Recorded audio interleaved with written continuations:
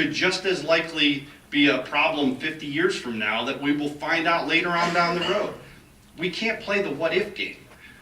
What we know is what we know now, and there are many, many studies that will show us that the synthetic turf is not, that it doesn't cause an appreciable risk of health concerns. So I'd like to just take a couple of seconds and go through and cite a couple of these studies here.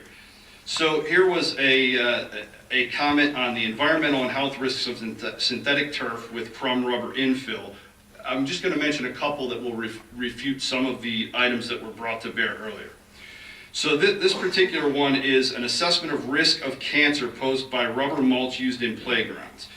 This is an article by Laura C. Green, PhD, DABT, written on June 29th, 2015. So this is a very current article.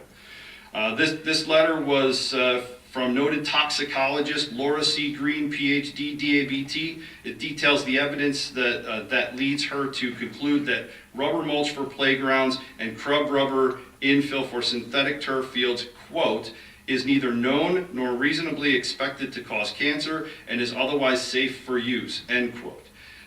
Significantly, she further states, more generally, quote, more generally, no type of cancer in adolescence is known to be caused due to overexposure to chemicals.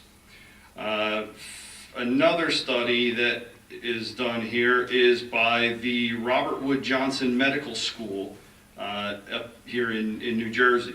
It was a study done by the Environmental and Occupational Health Science Institute.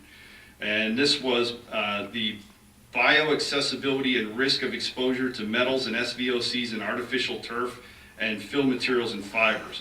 And I quote, the SVOCs identified based on library matches of their mass spectra were not present in toxicological databases evaluated, and many are ubiquitous part of consumer products. Similarly, the metal concentrations measured in field samples indicate that the risk would be minimus among all populations expected to use the artificial turf fields. I could go on and on and on, and this particular website that I cited has a ton of research that will refute everything that was said here today. Again, in conclusion, I would not stand here in front of you and recommend the use of turf fields in the township to the 1,000+ families in our organization if I didn't believe that these turf fields are going to benefit the town and the kids within the town. Thank you very much for your time. Mr. Weiss, is that it? Mr. Weiss-Moore, yes. I'm sorry. Your teams, do they travel Yes, they do. up and down New Jersey? Yes. Approximately how many fields you said you played have synthetic turf? Approximately. It would be easier for me to mention the towns that don't have synthetic turf. Thank you. Thank you. Anyone else? Gentleman in the back. Sir in the gray, you're next.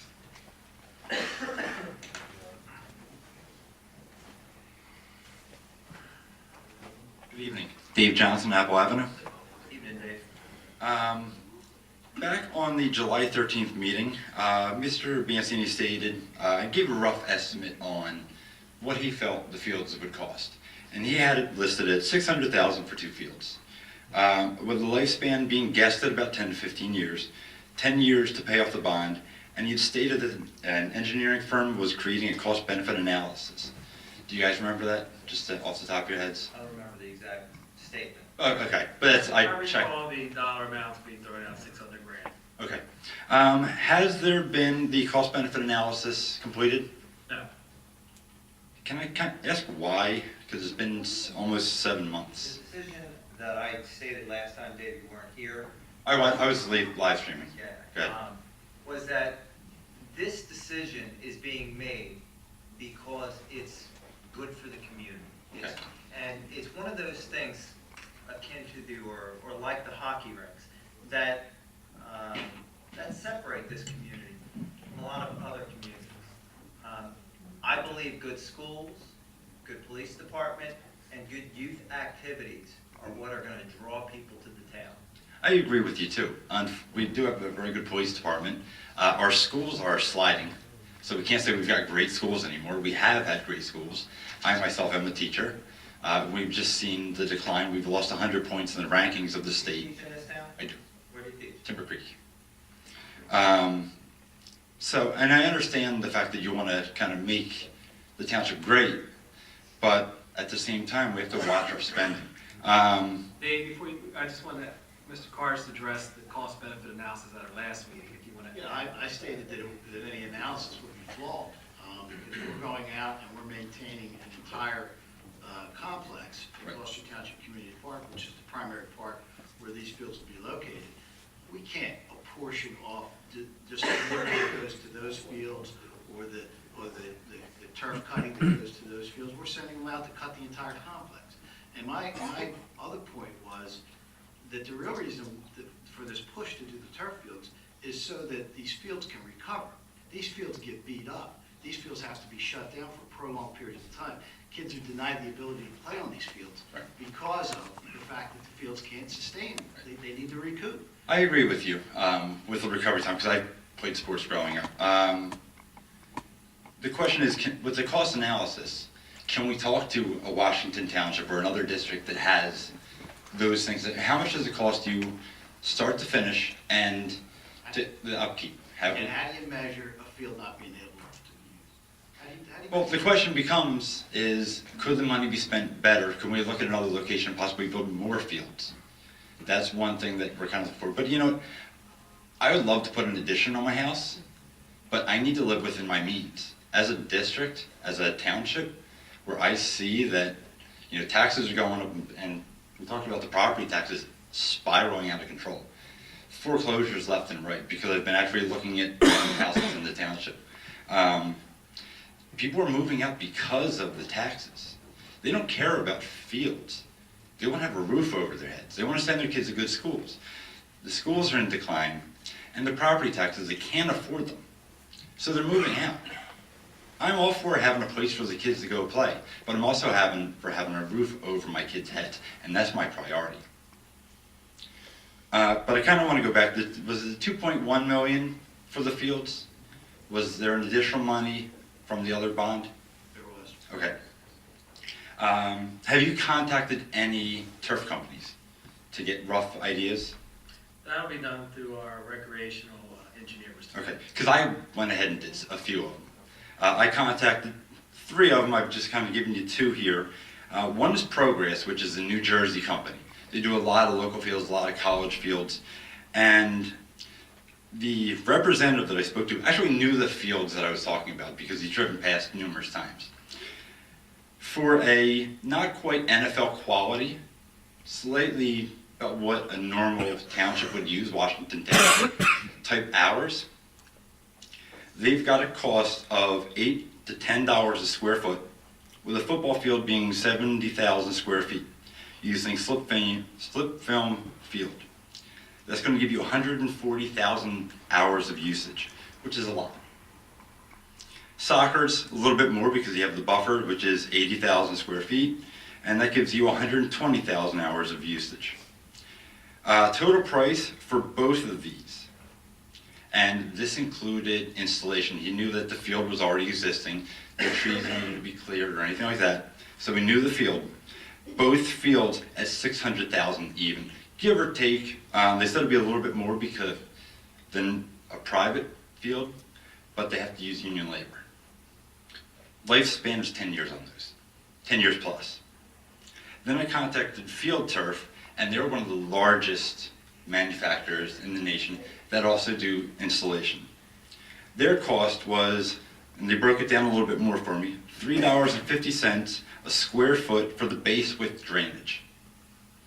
Then an additional $4.50 per square foot for the turf, at a total of $8 a square foot. Both fields were actually a little bit larger, so they could be slightly different at 80,000 square feet each field. Their total price with a lifespan of 10 to 15 years was $1,280,000. So I kind of find it silly that Mr. Biancini's guess was pretty spot on if you look at the numbers. And that's kind of impressive. Maybe he did his homework beforehand. But to go ahead and borrow money with an interest rate of not knowing how much you're going to spend is a little ludicrous and kind of throwing money on luxury items when you don't know how much a luxury item costs. I'm kind of curious as to what will be the interest paid on that 2.1 plus whatever we're borrowing from the other bond. Does anybody have a number on that? You have that time, not, About how much interest will be paid over the lifespan? I don't have it broken down. I have it inclusive of the hockey rink. And so, We can, if you don't have, we can provide that to you. Okay. What is the bond brokerage percentage of what we would roughly be borrowing? I know it varies with interest rates. what is the question? What is the bond brokerage percentage? I have no idea because we would combine everything, all the outstanding ordinances, and do a permanent financing at one time. So it would contain $10 million worth of financing, $5 million worth of financing. All right. And also, quick question, because they have 10 plus years of lifespan in these fields, have you priced out or at least comparison shopped on how much it's going to cost to refurbish these fields on top of it? I have not. No, but that's something that I'm sure Mr. Pettit will address with council when he puts it out to bid. Okay, can I make a recommendation to put this, table this bond and put it to referendum? Because we don't know how much it's going to cost right off the bat. We don't know how much it's going to cost to replace it. And that is the luxury mentality of, I can't pay my mortgage, but the big screen TV and the surround sound system that I really want looks fantastic and I'm going to buy it. It's like the same thing when you're driving around some downtrodden parts of Camden County. Mr. Pettit had prepared cost estimates. We have those. So we do have those. Yes, we do. Can we get those released to the public, please? For all 6 fields, he priced out each field. Okay. I'm going to ask one more time, though, that it does go to referendum. Thank you very much. One last thing, because I did contact you guys before last meeting, and I do want to thank the members of town council that when I emailed in the question off of your website, that my email was read out, and it was nice how it was read out. I would like to thank the member of town council that contacted members of my school board, who in turn were contacting my superintendent, who in turn contacted my supervisor, who in turn contacted me, that I was complaining to town council. And I find that a bit ridiculous and a bit to the fact that it's trying to keep people from asking questions. Thank you. If I can just address that, Mr. Johnson, before you leave. Yeah. I don't believe anyone on council contacted the Board of Education. Well, somebody must have contacted, and this came to me via word of mouth from the superintendent, from my supervisor. I don't believe anyone will contact the Black Horse Pike Regional School District. I've seen what politics do and how they are run in this township, and trust me, I believe they go opposite. Okay. And we can ask a couple people that have harassment and intimidation lawsuits. I'm curious, Dave, you said a couple of minutes ago, if you don't mind, you said a couple of minutes ago that you were looking just recently at buying houses in the town at the foreclosed property. I've also looked elsewhere. And now I'm curious, why would you look to buy if you're saying back there that you know how things work in this town, how politics work? I mean, why would they seem inconsistent? Because I work in the district, my wife works in the district, and my children attend schools in this district. And to uproot a family over, and the way you've kind of just reiterated what you said, I feel like the way you said that, Mr. Hopkinson, is you understand also how they run this district. I'll tell you, Dave, I don't get it. You know, I just don't get it. You come up here and you make assertions that you can't support. And I don't get it. Thank you very much. Is there anything else? I'm kind of curious as assertions, how would my superintendent, Well, first No. of all, I don't know what you're talking about. Okay. sir. I mean, I'm not you're making blaming you. statements. You didn't, that's hearsay because the individual is not here to back up what you're saying. okay, okay? So you're asking us to believe a bunch of things that. Well, I'm not blaming, I'm thanking them for pointing The that other out. thing is, you and your wife both work in this district, Mhm. and yet you sit here and complain about the schools. Yes. Sometimes it's coming from the way the state runs things, sometimes it comes from administration. All right, we're getting away from the hearing on this ordinance. Do you have anything else to add, sir? No, I do not. Thank Thank you you. very much. Yes, sir.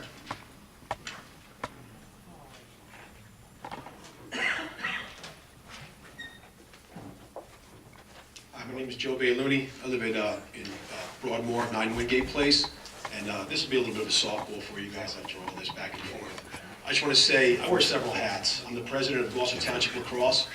I'm a taxpayer, obviously, and I'm a father. I have 2 boys, age 11 and age 9. They play sports throughout the township. They play Stallions football, Gloucester Township Lacrosse, and then also hockey, the GTHA.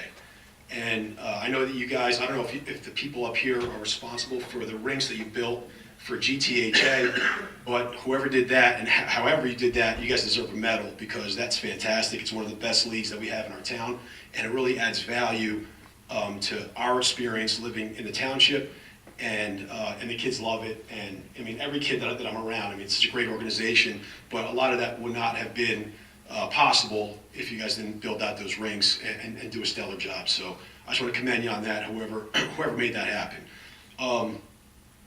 Number 2, Gloucester Township Lacrosse is completely and 100% behind these turf fields.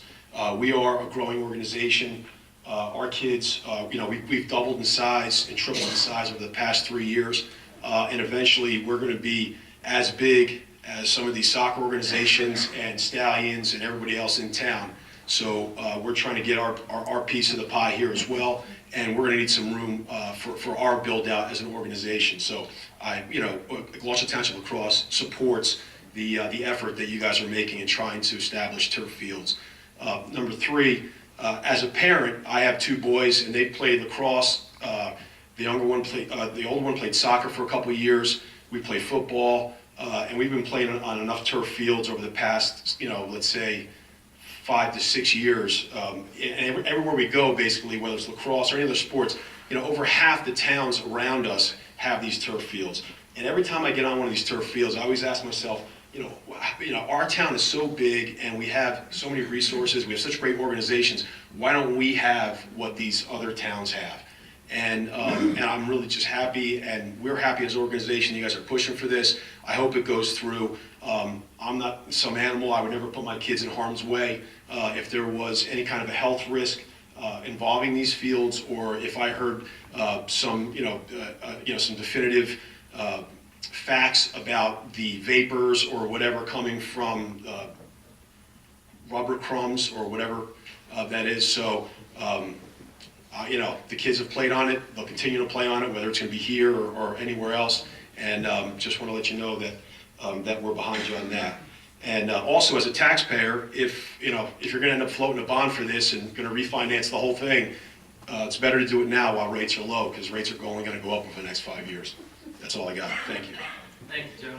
Is there anyone else? Mr. Leary?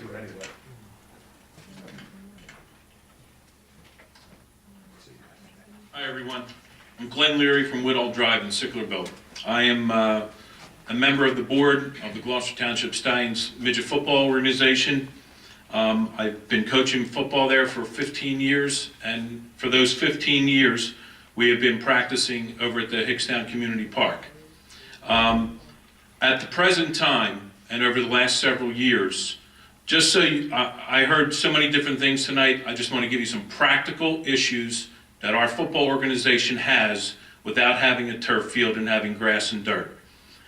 In August of every year, when we practice up at Hickstown, we practice about 20 different nights. 20 out of 31 nights in August, we're up there practicing. In the month of August and in every night thereafter through November, we have 5 different weight classes or 5 different teams that are part of our organization. Only 2 of those weight classes are practicing on the Hickstown Community Park. That encompasses 100 kids that are on that field. So 100 kids are using 100 yards of field. 20 out of 31 days in August, 2 hours each night. September, October, and November, there are approximately 33 to 40 practices on that field, again, with 100 kids on that field every of those night practices. We also have other teams, 3 different weight classes. In our organization, we call them varsity, JV, and freshman teams. Some people call them their A team, their B team, and their C team in other organizations. Well, our varsity team plays up at Blenheim. That's where our home games are. 70% of our organization is comprised of the JV and freshman players, the B and the C players. All of their games are at Hickstown Community Park.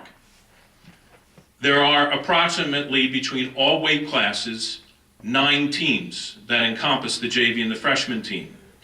Over the months of September, October, and November, besides all the practices that I talked to you about, there are 45 games played on that field. So as you can imagine, before we even get to game 1, at the end of August, there's no grass, because during that time frame that we're practicing, we chew up the field. As one gentleman said before, grass needs time and it needs to heal. It doesn't happen because it can't happen. That is our place to play. We have nowhere else to play. So during that period of time, we have 45 games from September, October, and November. That doesn't include practices. So we practice 3 nights a week. The JV and the freshman games are Friday, Saturday, Sunday, Monday. So that field is used almost every single day of the week by football. So you can imagine when it rains and the grass is gone, we have a field of mud. What happens when football players practice on mud? They chew it up because they dig in with their cleats, they fall on the ground, they roll around, they tackle. It makes ruts in the ground, potentially holes in the ground, areas where it wears away, where the water goes through, and ultimately we have holes and big ruts. So what do we do then? We either avoid those areas on the field. On some occasions we had the township come down, put dirt in. It's a temporary fix, and it only lasts until the next rainstorm. Once the next rainstorm comes, we have freestanding puddles that are on the field. We have puddles on the side of the field, and we have water all over the place. So at the end of August, that field really could potentially be a safety issue. But we do get help from Public Works, so they help us out as best they can with that field. Besides the puddles and the mud, I don't know, but this year, more so than any other year, there's more geese manure all over that field than there has been at any other time that we've been down there. I'd rather slide on a turf field than slide through geese manure. At least my son, I don't want him rolling around putting his hands in geese manure. I'd rather have a synthetic turf on the field. And that's what I'd rather have him fall on or land on, or potentially put his hands in. So we don't have any problems at all playing on turf fields. We've played on turf fields before. Many of our games are on turf fields. Never had an issue. The kids enjoy it, and it's very pleasurable. The issues that I brought up as far as holes, ruts, freestanding water, geese manure, turf eliminates that problem. And I hope that, first of all, the GT Stallions support 100% if the turf field's approved, and I hope the council will do that. Thank you. Thank you. Is there anyone else? Mrs. Musser, you'll be the last speaker.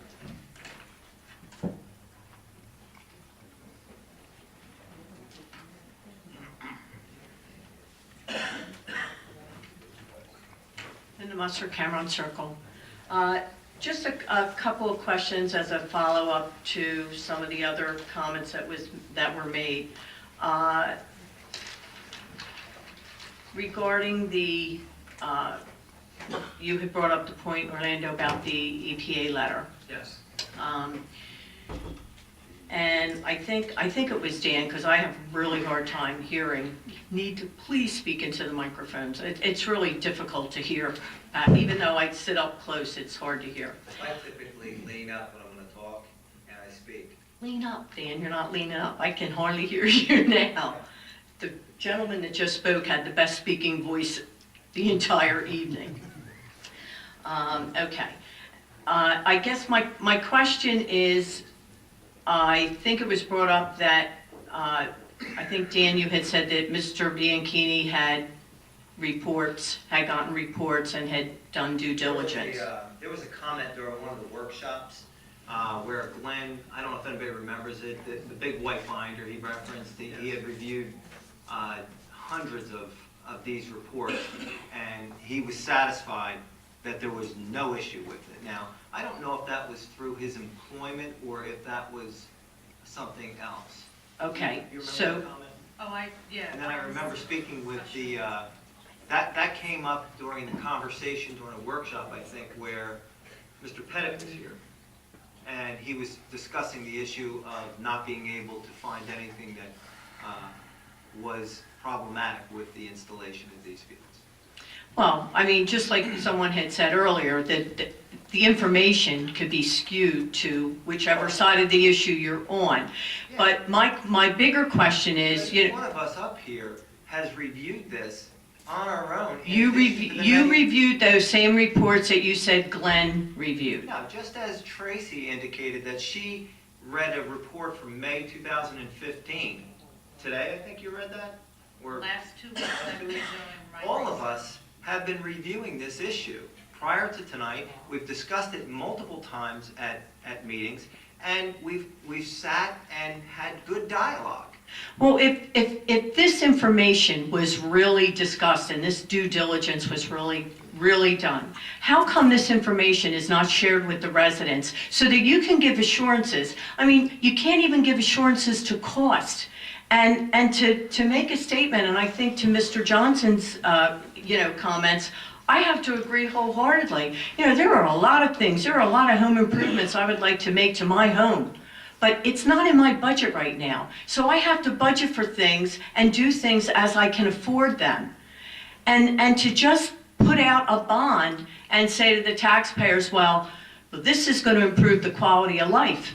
It isn't going to improve anybody's quality of life if they can't afford to keep a roof over their head. That is primary. That is, your basic needs of housing have to be met first before you can go ahead and spend it on luxury items. And this is a luxury item. Linda, you were the same person who I believe said when we were doing the hockey rinks that they didn't need a roof over the kitchen or something? No, that's incorrect. That was. No, I felt that they didn't need the concession stand. If I can add, Glendora Little League needed a concession stand, and you had said they needed an open air one, rather than spending $10,000 on a new roof.